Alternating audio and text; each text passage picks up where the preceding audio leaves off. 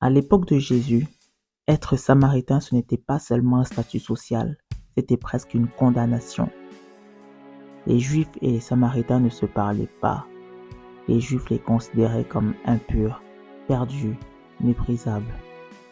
Ils refusaient même de traverser la Samarie, préférant faire un long détour plutôt que de marcher sur leur terre. Ils ne mangeaient pas ensemble, ne buvaient pas ensemble. Être samaritain, c'était porter le poids du rejet, du mépris et de l'humiliation. D'ailleurs, dans la parole de Dieu, dans Jean 8, 48, certains Juifs ont insulté Jésus en lui disant « N'avons-nous pas raison de dire que tu es un samaritain et que tu es un démon ?» Tu vois, être traité de samaritain, c'était une insulte grave. Et pourtant, regarde ce que Jésus-Christ a fait. Dans Jean 4, Jésus, qui était lui-même juif, s'est approché d'une femme samaritaine. Il lui a parlé, il lui a demandé à boire. Elle était choquée car un juif ne devait même pas lui adresser la parole. Mais Jésus a brisé toutes les barrières. Il lui a offert son amour, sa grâce et surtout, il lui a annoncé la bonne nouvelle. Quel homme, quel amour. Et toi, qui écoutes ces paroles aujourd'hui, peut-être que la société t'a rejeté, peut-être que ta famille t'a abandonné, peut-être que le monde te traite comme une erreur, un rejet, un égaré. Mais laisse-moi te dire une vérité.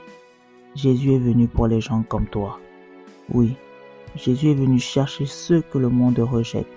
Il s'est approché des oubliés, des rejetés et des brisés. La parole de Dieu nous dit dans Luc 19, 10, « Car le Fils de l'homme est venu chercher et sauver ceux qui étaient perdus. » Alors peu importe ton passé, peu importe ton étiquette, Jésus t'aime. Là où les autres te ferment la porte, lui, il ouvre son cœur. Là où les autres te méprisent, lui, il t'élèvera. Jésus te tend la main aujourd'hui comme il a tendu à cette femme samaritaine. Il ne veut pas seulement te parler, il veut transformer ta vie, t'offrir une nouvelle vie. La femme samaritaine est repartie transformée, libre et sauvée. Et toi aussi, tu peux recevoir cette grâce aujourd'hui. Alors, tu peux tout simplement lui ouvrir ton cœur et lui dire « Seigneur Jésus, je viens à toi tel que je suis.